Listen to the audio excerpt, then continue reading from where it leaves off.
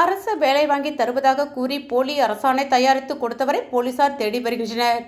புதுவை லாஸ்பேட்டை நாவர்குளம் கீதா நகரை சேர்ந்தவர் ரமேஷ். இவரது மனைவி துர்காதேவி வயது 42. துர்கா தனியார் பள்ளியில் ஆசிரியராக பணியாற்றி வருகிறார். இவருடன் பள்ளியில் படித்த தோழி தேவி திருமணமாகி பண்ருட்டியில் வசித்து வருகிறார். இந்நிலையில் தேவி மூலம் அவரது அண்ணன் முறையிலான உறவினர் விஜயராஜ் என்பவர் துர்காதேவிக்கு பழக்கமாகியுள்ளார். விஜயராஜ் தனக்கு அரசு துறையில் முக்கிய பிரமுகர்கள் தெரியும் என்று கூறி அரசு பள்ளியில் ஆசிரியர் வேலை வாங்கி தருவதாக கூறியுள்ளார்.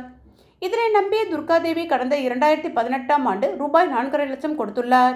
சில மாதம் கழித்து கல்வித்துறையில் ஆசிரியர் பணிக்கான ஆணையை கொடுத்து பணியில் சென்று சேருமாறு துர்காதேவியிடம் விஜயராஜ் கூறியுள்ளார். அதற்கு சில நாட்களுக்கு முன்னர் மீண்டும் ரூபாய் 88,000 தேவைப்படுவதாக கூறி அதனையும் வாங்கியுள்ளார்.